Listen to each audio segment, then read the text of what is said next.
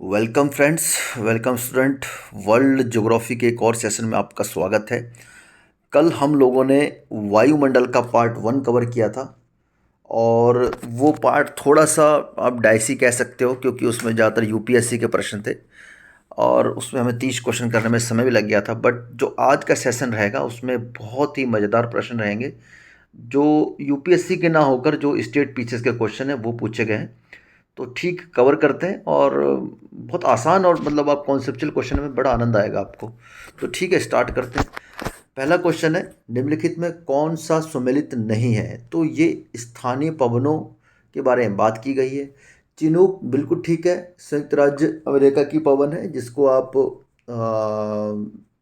हिमबख्शी भी कहते हो। ठीक है, आइस हीटर। सिराको सिसिली में चलती है, इटली के पास सिसिली द्वीप है जहाँ पर ये रक्त वर्षा करती है। बिलजर्ड चिली में चलती है, बिल्कुल ठीक है। नार्वेस्टर न्यूजीलैंड की पवन है। ठीक है, तो ये गलत हो जाएगा, तो यही आपका आंसर भी हो जाएगा। वह कौन सी तिथि है जब दोनों गोलार्धों में दिन और रात बराबर होते हैं? तो आप जानते होंगे 21 मार्च और 23 सितंबर। ठीक है, ओके। क्योंकि 21 मार्च और 23 सितंबर को 2 बार क्रॉस करता है सूर्य। ठीक है, ओके। नेक्स्ट क्वेश्चन है, वायुमंडल में कार्बन डाइऑक्साइड का प्रतिशत बढ़ जाने पर क्या घटित नहीं होगा? ठीक है, क्या घटित नहीं होगा मैं निकालना है। पृथ्वी गर्म हो जाएगी, ठीक है। ध्रुव बर्फ पिघल जाएगी, ये भी ठीक है। समुद्र तल घट जाएगा, नहीं नहीं, समुद्र तल बढ़ जाएगा। अभी हाल में आप घटना देख रहे होंगे, इंडोनेशिया को अपनी राजधानी परिवर्तन करना पड़ रहा है कि ये अनुमान लगाया जा रहा है कि आने वाले समय में जकार्ता जो राजधानी है 2050 तक लगभग लगभग उसके 1/3 से डूब जाएगा। तो इसलिए राजधानी परिवर्तन करके वो न्यू संतरा में जो बोर्नियो द्वीप पर स्थित है वहाँ राजधानी शिफ्ट कर रहे हैं। तो ये सब आपका जो कार्बन डाइऑक्साइड का ग्लोबल वार्मिंग उसकी वजह से हो रहा है। तो ये इसका ऑप्शन नंबर सी ठीक हो जाएगा। संसार का आर्द्रतम स्थान है, तो यहाँ पर सीधे सीधे आर्द्रता से मतलब आपका सबसे ज़्यादा वर्षा वाला स्थान पूछना चाह रहा है। तो मासिन राम हो जाएगा जो मेघालय में स्थित है। नेक्स्ट क्वेश्चन है, निम्नलिखित में कौन सुमेलित नहीं है? आइसोबार बिल्कुल ठीक है, वायुदाब। आइसोहाइट वर्षा से संबंधित है। आइसोहेलाइन नहीं, बर्फ वर्षा संबंधित नहीं है, ये लवणता से संबंधित है। ठीक है, समुद्र की लवणता जो होती है वो नापने से संबंधित है। क्वेश्चन नंबर 36 है, वायुमंडल अधिकांश ऊष्मा परोक्ष रूप से सूर्य से तथा प्रत्यक्ष रूप से पृथ्वी के धरातल से प्राप्त करता है। ठीक है, तो और इसका बिल्कुल ठीक है, ये जो आपके जो सूर्य का ताप होता है उससे ज़्यादा जो पृथ्वी के आंतरिक हीट निकलती है गर्म होने के बाद, उससे हम लोग वायुमंडल जो है हमारा उस वो ज़्यादा हीट प्राप्त करता है। और यही इसका कारण दिया होगा। पृथ्वी के धरातल पर सौर लघु तरंगे पार्थिव ऊर्जा की लंबी तरंगों में परिणत होती हैं, बिल्कुल ठीक है। तो ये कारण भी ठीक है और दोनों एक दूसरे की व्याख्या करते हैं। नेक्स्ट क्वेश्चन है, ओजोन परत अवस्थित है, तो आप पता है क्षोभ मंडल के ऊपर समताप मंडल के नीचे है। वायुमंडल में ओजोन परत क्या करती है? बहुत ही कॉमन क्वेश्चन है, तो इसका तो आंसर बहुत ही कॉमन हो जाएगा। ठीक है, पराबैंगनी किरण विकिरण वाला। ओके, ये क्वेश्चन थोड़ा सा फंसाने वाला है, शायद आप फंसो ना फंसो, आई डोंट नो। उत्तरी गोलार्ध में कर्क संक्रांति के समय 12 घंटे का दिन कहाँ पर होगा? मतलब कर्क संक्रांति कब होती है? जब सूर्य 21 जून को, ठीक है, कर्क रेखा के ऊपर चमकता है तो कर्क संक्रांति बोला जाता है। इसी प्रकार 22 दिसंबर को जब सूर्य चमकता है मकर रेखा पर, तो उसे मकर संक्रांति बोला जाता है। तो इसमें 12 घंटे का दिन कहाँ पर होगा? तो 12 घंटे का दिन हमेशा विषुवत रेखा पे होता है, ना ही कर्क रेखा पर। अगर आप ऐसा सोच रहे हैं तो कर्क रेखा पर तो उस दिन सबसे लंबा दिन होगा, दिन सबसे बड़ा होगा क्योंकि वो सूर्य उसमें चमक रहा है ऊपर और रात छोटी होगी। ठीक है, तो ये 12 घंटे का दिन और रात ये होती है विषुवत रेखा पर। ओके, मकर संक्रांति के समय कर्क रेखा पर दोपहर के सूर्य का उन्नतांश होता है। देखिए, मकर संक्रांति का मतलब यह है कि सूर्य मकर संक्रांति पे चमक रहा है और इसका जो कर्क रेखा पर असर होगा, बिल्कुल इसका आप 90 से माइनस करोगे इसको तो ये आ जाएगा आंसर 66.5। ठीक है, ओके। 41 है, टार्नेडो बहुत प्रबल उष्ण कटिबंधीय चक्रवात है जो कहाँ उठते हैं? तो टार्नेडो आप जानते होंगे, जैसे हरिकेन अमेरिका के लिए तबाही लाते हैं, उसी तरह का कैरिबियन सागर में टार्नेडो बहुत ही प्रबल चक्रवात है जो उठते हैं। ठीक, ओके, बहुत आसान क्वेश्चन है। वायुमंडल की आपेक्षिक आर्द्रता नापी जाती है। Hydrometer, hygrometer, potentiometer, lactometer. तो हाइग्रोमीटर से नापी जाती है। ठीक है। ओके, ये क्वेश्चन शायद पहले भी आ रखा है। डेटम रेखा क्या है? तो डेटम रेखा, इनसे तो कोई संबंध नहीं है ये तो। ठीक है, इसका आंसर हो जाएगा एक क्षैतिज रेखा है जिसके द्वारा ऊंचाई तथा गहराई की पैमाइश की जाती है। ठीक है। ओके, नेक्स्ट क्वेश्चन है। इक्विनॉक्स मतलब वर्ष में 2 बार जब दिन और रात बराबर होते हैं, ये कब होता है? अभी जस्ट रिपीट हुआ है क्वेश्चन। ये 21 मार्च और 23 सितंबर को दिन और रात बराबर होते हैं।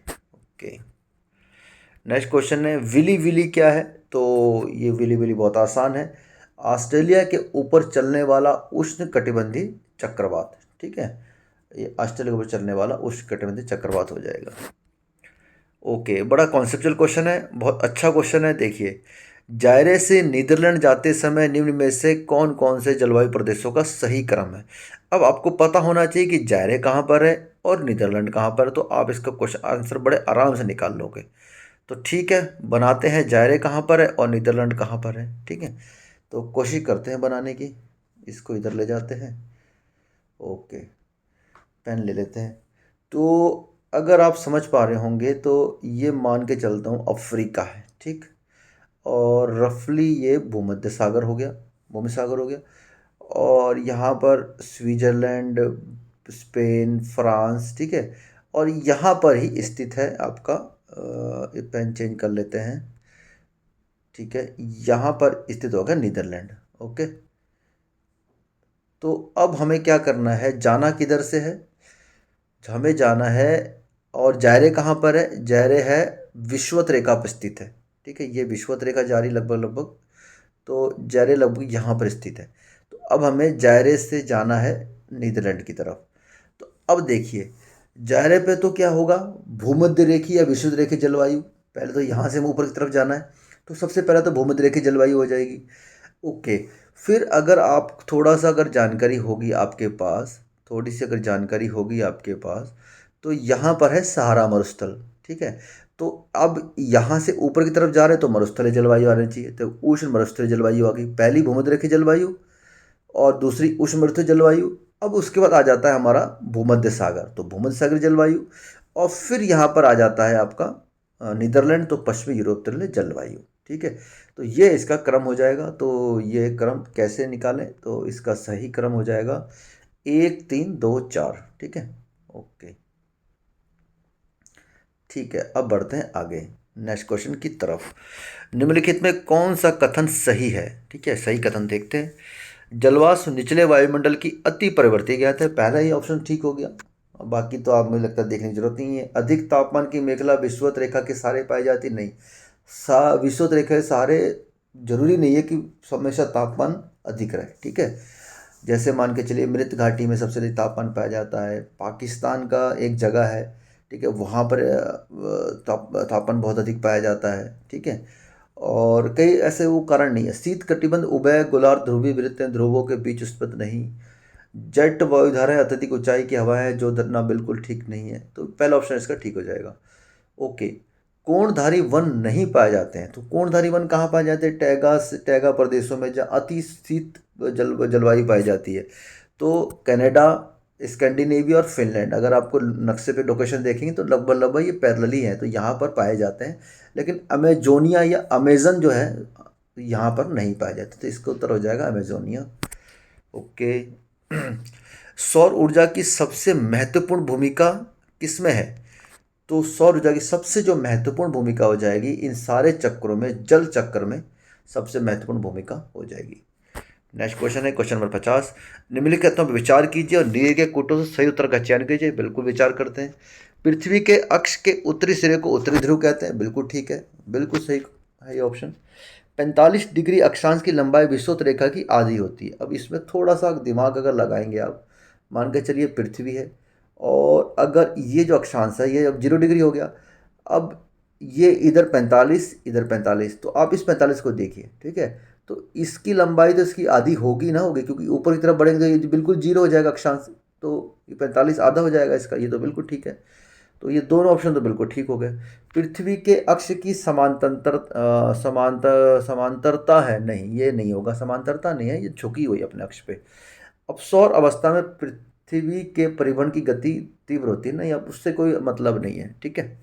तो एक और दो सही हो जाएगा, तो इसका ऑप्शन एक और दो ठीक हो जाएंगे। विश्व का सबसे ठंडा स्थान है, तो सबसे ठंडा स्थान जो आपका रूस का बरखोयास्क है, बरखोयास बंदरगाह भी आपने सुना होगा, ठीक है। तो ये सबसे विश्व का ठंडा स्थान है। क्वेश्चन नंबर 52 है, अब हमें सम्मिलित करना है। देखिए यहाँ सम्मिलित तो कुछ कर रखा है यहाँ पर पहले से ही, ठीक है। तो चलिए पढ़ लेते हैं फिर भी। कैलिफोर्निया भूमध्य सागरीय जलवायु, पश्चिमी ऑस्ट्रेलिया उष्ण मरुस्थल है, ठीक है। बांग्लादेश उष्ण कटिबंधीय मानसून, साइबेरिया शीतोष्ण। इस हिसाब से आप इसको मैच कर लेंगे, ठीक है। तो इसका ऑप्शन बी ठीक हो जाएगा। ओके नेक्स्ट देखते हैं। सूर्याभिताप जयमंडलीय पारिस्थितिकी तंत्र के लिए सबसे महत्वपूर्ण ऊर्जा का स्रोत है, बिल्कुल सही है। कारण सौन विकिरण हरे पौधों द्वारा भोजन तथा रासायनिक ऊर्जा में परिवर्तित हो जाता है, कारण भी ठीक है। तो ए और आर दोनों सही हैं, आर ए की सही व्याख्या है। नेक्स्ट क्वेश्चन की तरफ आगे बढ़ते हैं।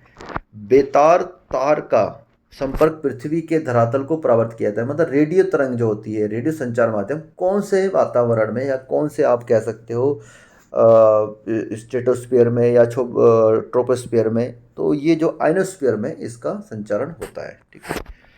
ग्रीष्म काल में आर्द्र उष्मा का अनुभव होता है जब मौसम अपक्व रॉ होता है, तीक्ष्ण होता है, झुलसाने वाला होता है। उमस वाले दिन हमें आर्द्रता का अनुभव सबसे ज़्यादा होता है, मग्गी जिसे बोलते हैं, मैगी नहीं मग्गी। विश्व में सबसे बड़े घने वन हैं, तो आपको अमेज़न का नाम सुना होगा, ये ब्राज़ील में स्थित है। ब्राज़ील में तो अमेज़न को वन वर्षा, अमेज़न जो वर्षा वन है उन्हें पृथ्वी का फेफड़ा भी कहा जाता है। विश्व की 17% लगभग ऑक्सीजन का उत्पादन इन्हीं वर्षा वनों से होता है। ओके, सैक्रामेंटो सान जोआक्विन घाटी जो अमेरिका में और अंगूर और सिट्रस मतलब नींबू वंश फलों के उत्पादन के लिए प्रसिद्ध है। तो ये वही होगा जो आपका अक्षांश पश्चिमी यूरोपीय देशों का, स्पेन फ्रांस आदि में स्थित है। वही अक्षांश कहाँ पर स्थित है, तो कैलिफोर्निया राज्य में, जो अमेरिका कैलिफोर्निया राज्य वही सेम अक्षांश स्थित है, तो वहाँ पर इनका उत्पादन होता है खट्टे फलों का। ओके, धूम कोहरा का कारण क्या है, तो धूम कोहरा का कारण आप समझते हैं, कोहरा जब वायुमंडल के जो संघनन की प्रक्रिया है वो पृथ्वी से थोड़ी सी ऊपर हो जाती है और उसमें हानिकारक प्रदूषण, धूल, मिट्टी आदि गैसों का मिश्रण हो जाता है, तो वो धूम कोहरा का ले लेता है स्थान। तो उसे बोला जाता है वायुमंडल में प्रदूषण तत्वों के प्रकाश रासायनिक ऑक्सीकरण द्वारा निर्मित उत्पादों का तीव्र जमाव, ठीक। क्वेश्चन नंबर 59 है, निम्न कारणों में से किस एक में रुधिर वर्षा होती है। तो आपने इटली और सिसिली द्वीप सुना होगा जो भूमध्य सागर में स्थित है। अभी जब हमने मैप बनाया था इसका, अफ्रीका का जब मैप बनाया था, तो कुछ मैप इस प्रकार से बना था, हमारा मैप कुछ इस प्रकार से बना था, ये अफ्रीका था। तो मैंने जब आपको बोला यहाँ भूमध्य सागर स्थित है, तो एक पवन है जो यहाँ से इधर की तरफ चलती है, ठीक है, ये पवन इधर की तरफ चलती है। तो यहाँ पर जो सहारा मरुस्थल है पश्चिमी मोरक्को के पास में, यहाँ की जो मरुस्थल की जो आपकी बालू है या रेत है, इसको उड़ा के सिराको जो नामक पवन है यहाँ से इनको उड़ा के ले जाती है, और यहाँ पर आकर जो भूमध्य सागर के पास आकर जो नमी धारण कर लेती है, नमी धारण करके यहाँ पर वर्षा होने शुरू हो जाती है, यहाँ वर्षा होने शुरू हो जाती है। जब वर्षा शुरू हो जाती है तो ये वर्षा के साथ साथ आपका क्या हो जाता है, जो रेत के कण हैं वो भी साथ साथ गिरने शुरू हो जाते हैं। इन्हीं रेत के कणों गिरने के कारण वो लाल रंग की रेत होती है, वर्षा के माध्यम से गिरते तो ऐसा प्रतीत होता है कि जैसे ये रक्त वर्षा हो रही हो। तो सिसिली द्वीप, इटली आदि जगह पर रक्त वर्षा होती है, किस पवन से, सिराको पवन से। कहाँ पर, भूमध्य सागरीय प्रदेशों में। किस पवन के द्वारा, सिराको जो यहाँ से आती है सहारा मरुस्थल से। तो ये था इसका आंसर, तो इटली या सिसिली द्वीप इसका सही उत्तर हो जाएगा। और क्वेश्चन नंबर 60 है, निम्नलिखित में किस युग्म का मिलान सही है। तो भूमध्य सागरीय क्षेत्र गर्मी में वर्षा, बिल्कुल नहीं, गलत। भूमध्य क्षेत्र गरज के साथ वर्षा मध्याह्न, ये सही हो जाएगा, ठीक है। भूमध्य क्षेत्र में दोपहर में गरज के साथ वर्षा होती है। ओके। साफ मेघी रातों की अपेक्षा अधिक ठंडी होती है, तो इसका सिर्फ कारण है विकिरण के कारण। ठीक। मेघी रातों में क्या होता है कि जो पृथ्वी की ऊष्मा होती है वो वायुमंडल में उपस्थित मेघों के द्वारा, वो विकिरण के द्वारा वापस पृथ्वी पर आ जाती है, इसलिए मेघ वाली रात गर्म होती है। और साफ रात को विकिरण वायुमंडल से पार कर जाता है, तो वो ठंडा होता है अपेक्षाकृत। पृथ्वी पर मरुभूमि होने की संभावना सबसे अधिक कहाँ पर है? तो मरुभूमि या तो महाद्वीपों के पश्चिमी तट पर होती है, ठीक है, अधिकतर महाद्वीप पश्चिमी तट पर होती है, और 23 डिग्री के अक्षांश के आसपास होती है। 63 नंबर प्रश्न है, पृथ्वी की सतह से ओजोन परत की ऊंचाई, बहुत आसान क्वेश्चन है, तो ये 40 से 50 किलोमीटर के बीच में होती है। और आज का ये लास्ट प्रश्न है, पृथ्वी पर घने वन अधिकतर कहाँ मिलते हैं? तो सबसे ज़्यादा घने वन कहाँ मिलेंगे? विषुवत रेखा के पास मिलेंगे, जहाँ पर आपका सूर्य का प्रकाश अधिकतर रहता है। मध्याह्न में वर्षा होती है, सूर्य का प्रकाश और वर्षा भरपूर मात्रा में होती है, तो जिससे ये वनों के फले फूलने के लिए उत्तम दशा होती है। तो ठीक है, ये आज हमारे प्रश्न थे। जल्दी सेशन को समाप्त करने का प्रयास किया गया था, और मेरे हिसाब से जो मेरे पॉइंट ऑफ व्यू है, बहुत ही अच्छे प्रश्न थे, कॉन्सेप्चुअल प्रश्न थे, जिनको करके आपको मज़ा भी आया होगा और इनको कुछ सीखने को भी मिलेगा। तो ठीक है, बने रहिए स्टडी एट द उत्तराखंड के साथ। और ये वायुमंडल का जो एक या दो पार्ट में इसको हम समाप्त कर देंगे, लगभग 150 प्रश्न है, तो इनको हम 2 पार्ट में ख़त्म कर देंगे। तो फिर उसके बाद फिर हम नेक्स्ट चैप्टर की तरफ आगे बढ़ेंगे, जो आपका विश्व का महाद्वीपीय भूगोल है, उसको कवर करेंगे। ठीक है, मिलते हैं नेक्स्ट वीडियो में, तब तक के लिए जय हिंद।